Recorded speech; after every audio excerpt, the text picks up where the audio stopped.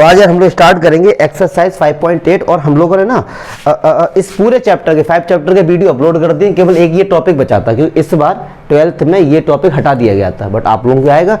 तो स्टार्ट करते हैं। 5.8 का इंट्रो पार्ट रहेगा। इसमें दो थ्योरम, एक रोलीज है और एक हमारे पास मीन वैल्यू थ्योरम है, उसको लेवरेंज मीन वैल्यू थ्योरम कहते हैं, तो उसको पार्ट 2 में कर देंगे, ठीक है, फिर एक्सरसाइज का अलग कर देंगे।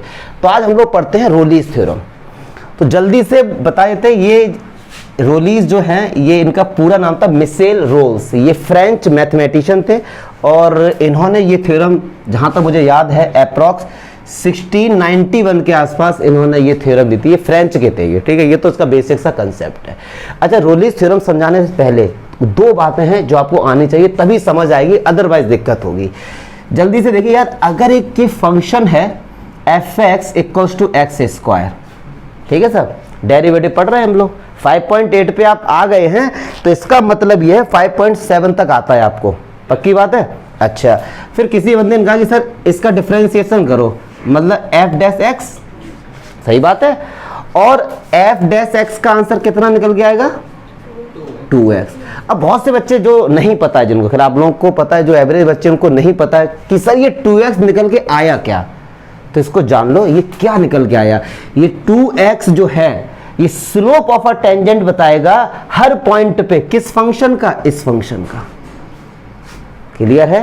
ये जो 2x है ये स्लोप ऑफ अ टेंजेंट बताता है हर पॉइंट पे, किस फंक्शन का, ऊपर वाले फंक्शन का है जिसको आपने डिफरेंशिएट किया। मतलब क्या हुआ, fx equals to x square है, तो भैया मैं इसका जो ग्राफ बनाता हूं रफली, कोई ज्यादा वैसा बनेगा, इस तरीके से हमने बना दिया, पक्की बात है।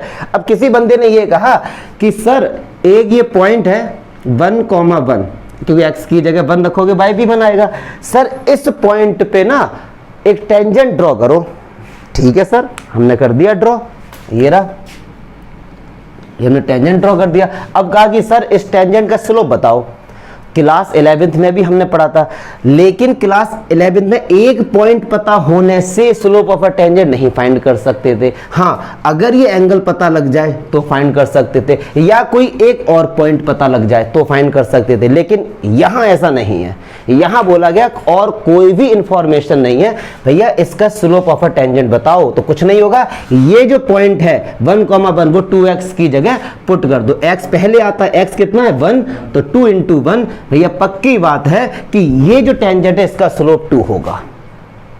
क्या बात समझ आई? क्या बात समझ आई? मतलब जो हमारा डेरिवेटिव होता है, जिस फंक्शन का हम करते हैं, उसका स्लोप ऑफ अ टेंजेंट बताता है। चलिए, अच्छा, अब किसी बंदे ने कहा sir double derivative f double dash x, तो वो 2 आएगा, यस और नो? तो ये 2 क्या है, ये 2 स्लोप ऑफ अ टेंजेंट बताएगा इस ग्राफ का। ऐसे ही सीरीज हमारी चलती रहती है, पक्की। एक तो ये नॉलेज आपको होनी चाहिए, पक्की बात है। अच्छा जी, एक बात बताइए, अगर कहीं पर ये लिखा हुआ है, अगर कहीं पर ये लिखा हुआ है, मतलब इस फंक्शन में, मैं क्लियर अलग से लिख देता हूं, f dash equal to 2x है, मैंने आपसे कहा कि x की जगह 0 पुट करो, तो आंसर कितना आया। अब इसका मीनिंग क्या हुआ, अब इसका मीनिंग समझ लो क्या हुआ।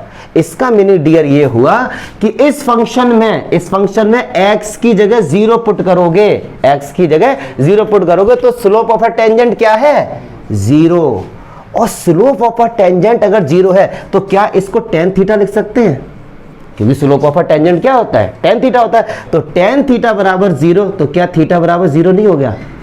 तो कहने का मतलब है, जब कभी भी कोई आपसे कहे ना कि स्लोप ऑफ अ टेंजेंट किसी पॉइंट पर 1, 2, 0 किसी पर भी, किसी ने ये कहा, किसी ने सपोज ये कहा कि भैया ये 0 आ रहा है, किसी ने भी आपसे ये कहा कि किसी डेरिवेटिव में x की जगह 2 रखने पर आंसर 0 आ रहा है, मतलब उस 2 पॉइंट पर एक स्ट्रेट लाइन होगी, तभी तो इनके बीच में एंगल 0 बनेगा। क्योंकि जो tan थीटा में थीटा क्या होता है, इस पॉजिटिव x एक्सिस से इस लाइन के बीच का एंगल यही तो होता है, और ये 0 आ रहा है, तो पक्की बात है ये लाइन इसके क्या होगी, पैरेलल होगी। क्या बात समझ आ रही है? पक्की बात है। रोलीज थ्योरम में भी हम आएंगे धीरे, क्योंकि मैं चाहता हूं बेसिक चीजें आपको समझ में आनी चाहिए। अगर fx इक्वल्स, अभी मैंने रोलीज थ्योरम कुछ नहीं बताया आपको, केवल बेसिक सी बात होगा, क्यों इनका यूज होगा, उस समय बताना पड़ता है, पहले से ही समझ दो। पक्की बात भैया, इसका जो ग्राफ बनेगा वो इस तरीके से बनेगा। किसी बंदे ने यहाँ पे भैया x की जगह रखा 1, तो आंसर कितना आएगा 1, मतलब सपोज 1,1। किसी ने रखा x की जगह -1, फिर भी y तो हमारा 1 ही आ रहा है ना, मतलब यार आपने यहाँ पे f-1 रखा या f1 रखा, दोनों आ तो बराबर ही रहे हैं, यस और नो, तो वो लगभग इस तरफ होगा। अच्छा जी, अब जब सर ग्राफ तो मैंने पहले से ग्राफ हटाओ, केवल ये 2 पॉइंट लिए, अब पक्की बात है कि इन 2 पॉइंट को मिलाया जाएगा। अच्छा, इन 2 पॉइंट को मिलाने के इनफाइनाइट नंबर ऑफ तरीके हो सकते हैं। देखो कितने तरीके हो सकते हैं इन 2 पॉइंट को मिलाने के। एक बंदे ने ऐसे मिला दिया, ठीक है, एक बंदे ने, मैं कह रहा हूं ऐसे मिला दिया, एक बंदे ने स्ट्रेट लाइन ड्रॉ कर दी। क्या बात समझ आ रही है? पक्की बात है ना, कैसे भी मिला सकते हैं। एक बंदे ने इस तरीके से मिला दिया, ठीक है, और यहां कहीं मान लो एक्स एक्सिस है, ठीक है सर। अच्छा, तो जब कभी भी आप 2 पॉइंट जो एक सीध में है, कंडीशन क्या है, एक सीध में, क्योंकि देखो ये एक ही सीध में तो है, क्योंकि दोनों बार आंसर बराबर आ रहा है। अगर वो एक सीध में होते हैं और उनको कैसे भी मिला दो, तो उस कर्व पे कम से कम एक पॉइंट ऐसा मिलेगा, कम से कम एक पॉइंट ऐसा मिलेगा जहां पे स्लोप ऑफ अ टेंजेंट 0 होगा। देखो ये इसके पैरेलल है, यहां पे स्लोप ऑफ अ टेंजेंट क्या होगा 0। अगर ये लाइन इसके पैरेलल है तो पक्की बात है स्लोप ऑफ अ टेंजेंट 0 ही तो होगा। एक पॉइंट ये आ गया, देखो, ठीक है।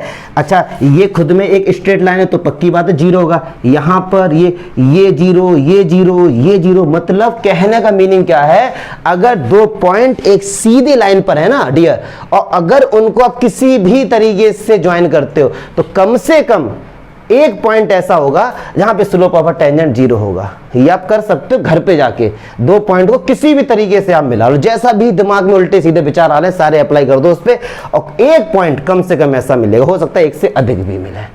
क्या जितना अभी मैंने बोला वो चमका? अगर अभी 50% मान लो चमका, तो अब मैं बताने जा रहा हूं रोलिस थ्योरम, अब 100% चमक जाएगा। यही सब रोलिस ने बताया था। और खैर देखो, हम लोग की कोई हैसियत नहीं है हम ये कहें, बट इन्होंने ज़्यादा कुछ नया नहीं बताया था। इन्होंने यही कहा है कि भाई साहब अगर आप मेहनत करोगे तो आप पास हो जाओगे।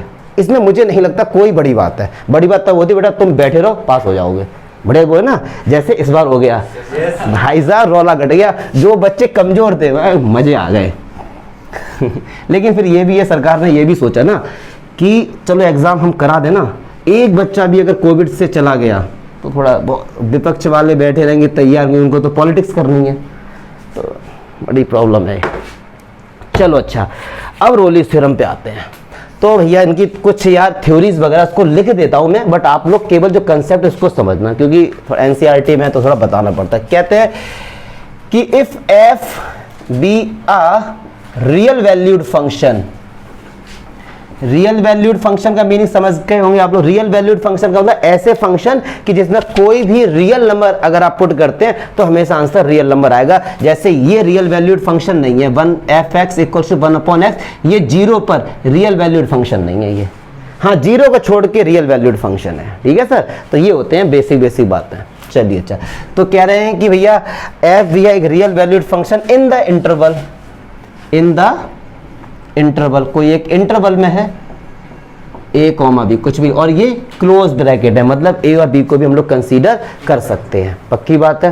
चलिए अच्छा, तो ये कहते हैं अगर कोई भी एक ऐसा फंक्शन है जो कि रियल वैल्यूड फंक्शन है और a और b ये कुछ भी हो सकते हैं, 2 और 3, 4 to 100 कुछ भी हो सकते हैं, कि ये वैल्यू अगर आप किसी फंक्शन में पुट करेंगे तो उसका आंसर हमेशा रियल नंबर आएगा।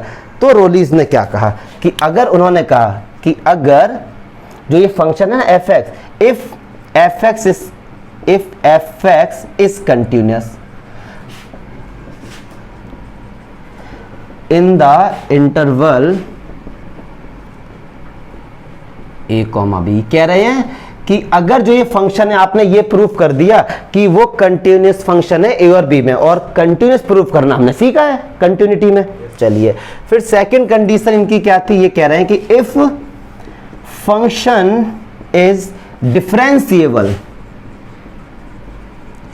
function in the interval a, b open bracket। अब यहां पे थोड़ी देर स्टॉप करके समझ लो ये क्यों ओपन लगाते हैं और कंटिन्यूटी में क्यों क्लोज लगाएंगे। ध्यान रख लो 5.1 में जब हम लोगों ने पढ़ा था कंटिन्यूटी एंड डिफरेंशिएबिलिटी, कोई भी फंक्शन एंड पॉइंट्स पे कभी भी डिफरेंशिएबल नहीं होता है।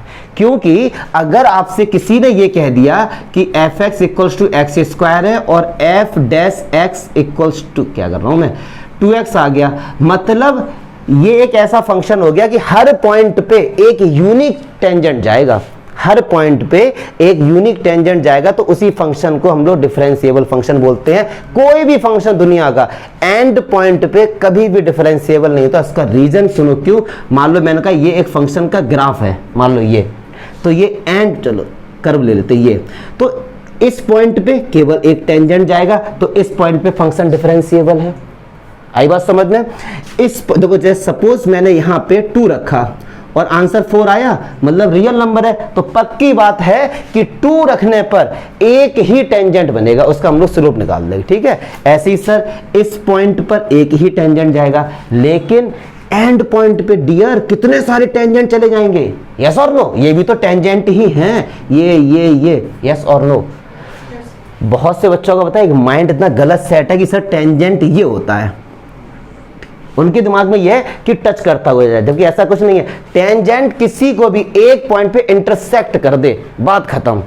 अब आप कहेंगे क्या सर ये टेंजेंट है, क्योंकि ये भी तो एक पॉइंट पे कर रहा है। नहीं, क्यों नहीं है, क्योंकि ये तो लाइन है, लाइन को तो हम आगे बढ़ा सकते हैं, तो ये सीकेंट हो गया। ये हम लोग का ऐसा माइंड सेट है कि अगर वो टच करता हुआ जाए, नहीं भैया, एक पॉइंट पे अगर कट कर दे, जैसे ये है, ये एक पॉइंट पे कट करता हुआ जाए, तो पक्की बात है ये टेंजेंट होगा, ठीक है। लेकिन इस पॉइंट पे infinite number of tangent draw हो जाए, तो ये भी टच किया, ये भी टच किया, ये भी टच किया, तो एक से अगर अधिक टेंजेंट आ रहे हैं तो उस पॉइंट पे फंक्शन डिफरेंशिएबल नहीं होता है, इसीलिए एंड पॉइंट को कंसीडर नहीं किया, ओपन ब्रैकेट लगा दिया।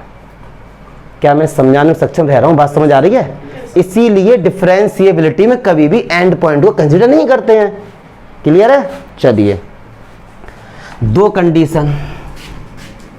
तीसरी कंडीशन क्या कहा इन्होंने, तीसरी कंडीशन कहा कि अगर उस फंक्शन में एक ए वैल्यू जो उसे पुट कर दो और बी वैल्यू है उसे पुट कर दो, अगर ये दोनों आपस में बराबर आ जाएं, और याद होगा अभी मैंने बताया भी था कि 2 वैल्यू बराबर आ रही हैं, तो रोलीज ने कहा किसी भी फंक्शन में अगर यार ये तीनों चीजें हो जाए ना, तीनों चीजें, तो उन्होंने कहा था अगर ऐसा हो जाए तो there must be at least once, कोई कम से कम एक नंबर ऐसा होगा, at least one number, let's see, will B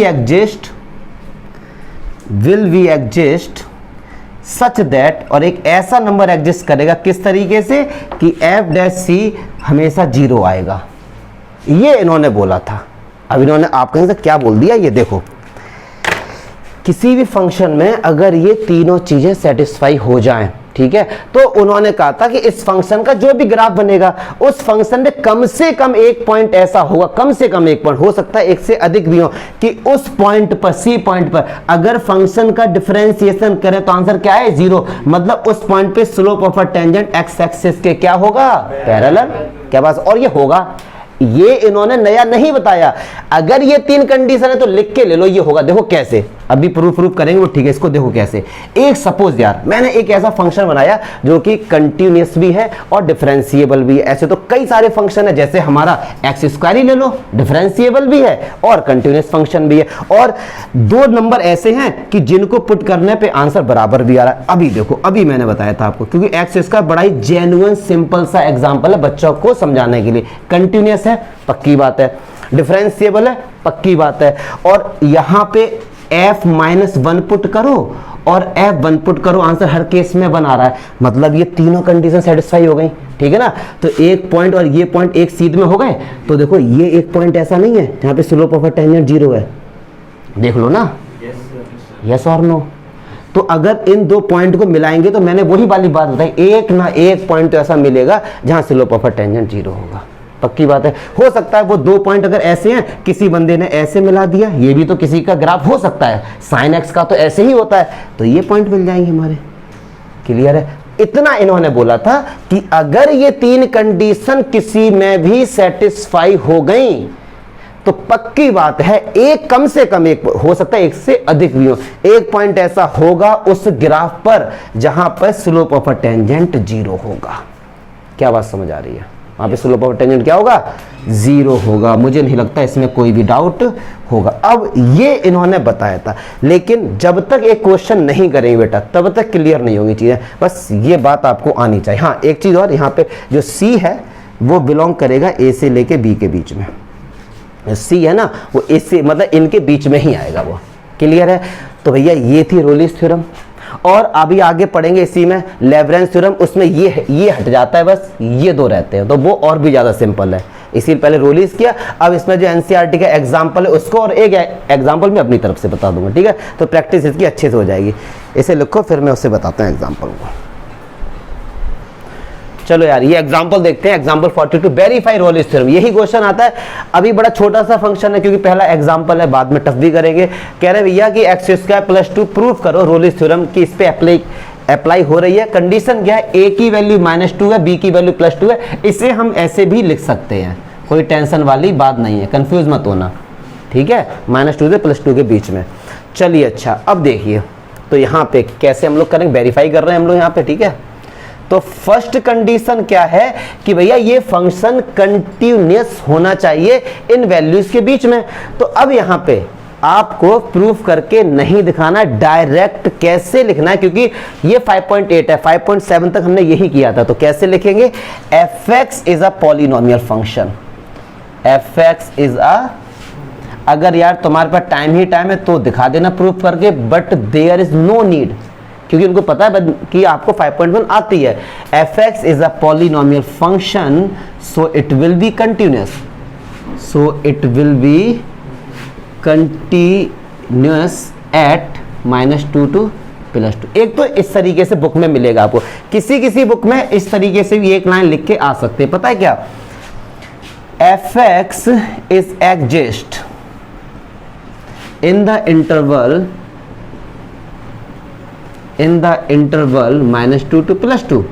आपको सुल्तान चंद में ऐसे भी मिल जाएगा लिखा हुआ। इसका मीनिंग क्या है, इसका मीनिंग ये है कोई भी फंक्शन कंटिन्यूअस है। इसका मीनिंग क्या है, इसके बीच में आप कुछ भी वैल्यू पुट करो यहाँ पे, क्या कभी अनरियल वैल्यू आएगी, क्या कभी इमेजिनरी वैल्यू आएगी, नहीं आएगी ना, रियल वैल्यू आएगी। तो इसका मतलब कहीं पर भी पेन उठाना नहीं पड़ेगा आपको।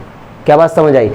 इसके बीच में कुछ भी वैल्यू, माइनस में, पॉइंट्स में, अपॉन में, कुछ भी ले लो और यहां पुट करो, कभी भी इमेजिनरी नंबर नहीं आएगा, रियल नंबर आएगा, क्योंकि अंडर रूट वगैरह नहीं है ना, ठीक है ना। रियल नंबर आएगा, तो इसका मतलब कहीं पर ही पेन उठाने की रिक्वायरमेंट नहीं है। सो fx is exist in the interval -2 + 2, ऐसे भी लिख के आ सकते हैं, या फिर ये मैंने दोनों ही बता दिया, दोनों ही जेन्युइन है, दोनों ही ठीक है, ठीक है। ये 5.1 में हमने प्रूफ किया है कि दुनिया में जितने पॉलिनोमियल फंक्शन है हर कोई हमारा क्या है, कंटिन्यूअस फंक्शन है अपने डोमेन में।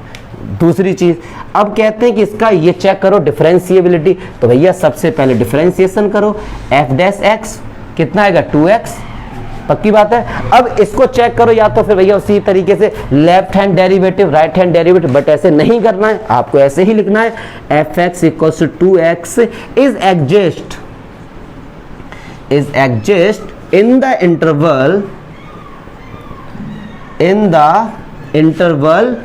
अच्छा अब देखना यहाँ पे ओपन ब्रैकेट आएगा -2 to +2। अब आप कहेंगे सर एग्जिस्ट का मीनिंग क्या है, अरे यार इसके बीच की कुछ भी वैल्यू पुट कर दो यहाँ पर 2x में, क्या कभी इमेजिनरी नंबर आएगा, नहीं आएगा, रियल आएगा। रियल आएगा तो इसका मतलब फंक्शन डिफरेंशिएबल है। क्या बात समझ आई। तो यहाँ पे लिख देना, सो फंक्शन इज डिफरेंशिएबल। और जब भी रोलिस थ्योरम आती है तो टीचर जज करता है कि आपको क्या रोलिस थ्योरम की कंडीशंस पता है, ना कि वो इसको जज करने बैठा। अगर उसको कंटिन्यूटी जज करनी है तो 5.1 से क्वेश्चन आएंगे। क्या बात समझ आ रही है, ठीक है। तीसरी चीज भैया, फंक्शन में f-2 पुट करो भैया, तो -2 का होल स्क्वायर कितना होगा, 6 आ जाएगा, 2 ऐड करेंगे तो। और आपने f2 पुट किया तो भी 6 आ गया, देख लो। तो रोलिस थ्योरम की तीनों कंडीशन सेटिस्फाई हो गई भैया। -2 पुट किया तो भी 6 आ गया, +2 किया तो अब यहां पे थोड़ी सी इंग्लिश पेल के आ जाओ, क्या, द कंडीशन, ये थोड़ा सा लिख के आना पड़ता और आना पड़ेगा, स्टेप मार्किंग होती, मार्क्स मिलते हैं आपको। The condition of Rolle's theorem satisfy, so अगर इनकी कंडीशन जो थी, 3 कंडीशन थी, वो तो सेटिस्फाई हो गई, लेकिन अभी वेरीफाई नहीं हुई है, अभी तो कंडीशन सेटिस्फाई है। So there will be a number C belongs to A comma B. अब A कॉमा बी नहीं लिखेंगे तो यहाँ पे क्या लिखेंगे, -2 to +2। तो there will be a number C belongs to A comma B exist such that f dash c equals to 0। There will be at least, एक वर्ड और लगा देना एट, क्योंकि कम से कम एक नंबर, अधिक भी हो सकते हैं, ऐसा नहीं है एक ही आएगा। तो there will be at least 1 number, ठीक है, ये थोड़ा सा ध्यान रखना यार, एटलीस्ट 1 नंबर। तो C बिलोंग्स टू एग्जिस्ट करेगा, कोई एक ना एक नंबर ऐसा एग्जिस्ट करेगा जो इन दोनों के बीच में होगा और ये कंडीशन सेटिस्फाई करेगा। तो एक बात बताइए, अगर हमारे पास f डैश x तो 2x है, तो पढ़े लिखे आदमी हो, f डैश c क्या होगा, 2c हो जाएगा। अरे अगर f डैश x 2x है तो f डैश c क्या होगा, 2c हो जाएगा। और इसको किसके बराबर रखना है, 0 के। तो c निकालो, c कितना आएगा, क्या 0 इन दोनों के बीच में आ रहा है, यही बस वेरीफाई करना था। जो C है, C 0 आए ना, क्या 0 इन दोनों के बीच में नहीं है, तो हम यहाँ पे लिखेंगे 0 या है वो हमारा बिलोंग कर रहा है इसके बीच में। सो वेरीफाई द रोलिस थ्योरम, मिल गए 4 नंबर तुम्हें आराम से, वेरीफाइड रोलिस थ्योरम, पक्की बात है। रोलिस थ्योरम लिख लेना अपना ये। आप बताओ भाई गौतम भाई कहाँ पे डाउट हुआ है बच्चों वाली चीजें, चौहान कोई दिक्कत, पक्की बात है।